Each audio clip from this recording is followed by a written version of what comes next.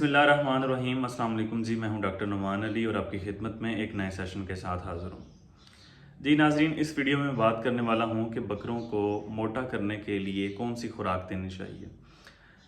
खुराक के हवाले से वंडा फार्मूलेशन पे घर में तैयार करने के हवाले से मैं पहले भी एक फार्मूला दे चुका हूँ, लेकिन कुछ दोस्तों ने रिक्वेस्ट की कि वो फार्मूला कुछ अज्जा जो हैं, कुछ इंग्रेडिएंट्स उनके पास अवेलेबल नहीं है उनके एरिया में, और कुछ अज्जा जो हैं वो महंगे पड़ रहे हैं। इस वजह से कोई नया फार्मूला ऐसा बताया जाए जिनकी कास्ट कम हो और जो अवेलेबल हों, तो उसके हवाले से आज इस वीडियो में बात करेंगे। तो उससे पहले कुछ बेसिक इन्फॉर्मेशन मैं आपको बताना चाहता हूँ कि जो लोग फैटनिंग पे काम कर रहे हैं उनको बेसिक इन्फॉर्मेशन ये होनी चाहिए कि सबसे पहले ब्रीड के बारे में पता होना चाहिए कि कौन सी ब्रीड जो है वो सबसे ज़्यादा वेट गेन करती है।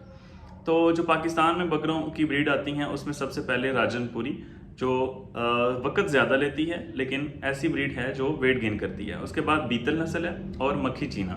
ये तीन ब्रीड्स ऐसी हैं जो कि वेट गेन करती हैं, लेकिन वेट गेन करने के लिए थोड़ा वक़्त इन्हें ज़्यादा चाहिए होता है। इसके अलावा अगर आपने कम वक़्त में वेट गेन करवाना है तो उसके लिए फिर टैडी बकरा है।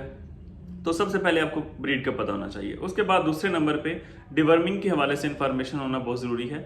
कुछ लोग को डिवर्मिंग के हवाले से बिल्कुल पता नहीं होता, वो धड़ाधड़ खिलाई जाते हैं लेकिन वो कहते हैं कि जानवर खा तो रहा है लेकिन जानवर का वेट नहीं बढ़ रहा।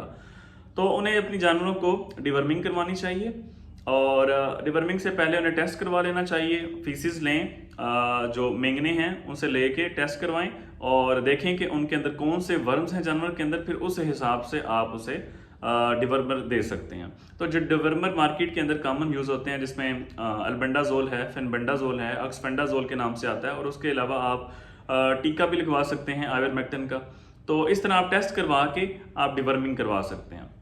एक बार डिवर्मिंग करवाएं और डिवर्मिंग की जो डोज है जो बॉडी के वेट के हिसाब से है वो आपने यूज़ करनी है। उससे आप थोड़ी ज़्यादा तो रख सकते हैं लेकिन कम नहीं रखनी। उसके बाद डिवर्मिंग होगी। दूसरा ये है कि जो पानी की अवेलेबिलिटी है वो 24 आवर और फ्रेश पानी होना चाहिए। 24 घंटे फ्रेश पानी जानवर को अवेलेबल होना चाहिए। अब आते हैं जो हमारी मेन वीडियो का टॉपिक है, वो है कि फार्मूला कौन सी ऐसी खुराक देनी चाहिए जिससे जानवर वेट गेन ज़्यादा करे। तो कुछ लोग जैसे कि वंडा बनाना उनके लिए मुश्किल है, तो वो कहते हैं कि जी डॉक्टर साहब आप यूँ करें कि वंडा बनाने वाला फार्मूला ना बताएं, आप हमें देसी खुराक बता दें जिससे हमारा जानवर जो है वो वेट ज़्यादा गेन करे।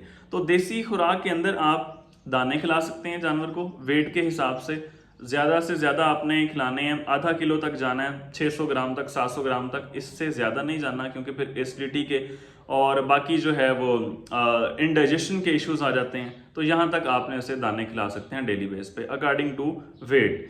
उसके बाद आप चने खिला सकते हैं, चने को दाला करके उसे मतलब बारीक पीस के वो खिला सकते हैं। सब्ज़ चारा जो है वो आपने 10 से 15% ऑफ द बॉडी वेट, जितना वज़न है, फॉर एग्जांपल अगर एक जानवर का वज़न 40 किलो है तो 10 से 15% आपने खिलाना है, मतलब कि 5 से 6 किलो तक बनेगा, तकरीबन 12-13%। तो इतने आपने सब्ज़ चारा उसे डेली खिलाना है। उसके बाद आप उसे खल खिला सकते हैं और साथ में आप उसे ईसबगोल का छिलका भी खिला सकते हैं। ईसबगोल से ये होगा कि उसे इनडाइजेशन के इशू नहीं आएंगे, यानी कि उसका हाजमा ठीक रहेगा।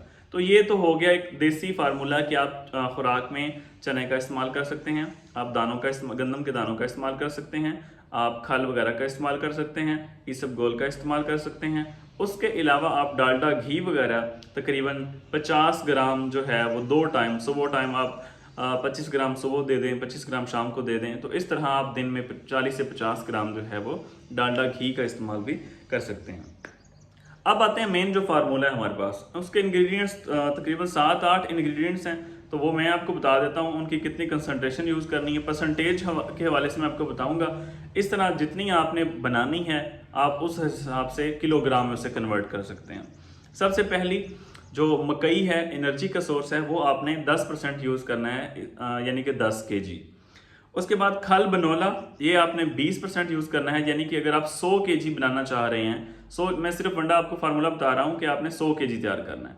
तो पहले जो मकई है वो 10 केजी, उसके बाद जो खल बनोला है वो 20% यानी कि 20 केजी, और सरसों की खल 9 किलो, और गंदम की जो चोकर है वो 29 किलो, राइस पॉलिश 10 किलो, शीरा जो होता है वो 10 किलो इस्तेमाल करना है।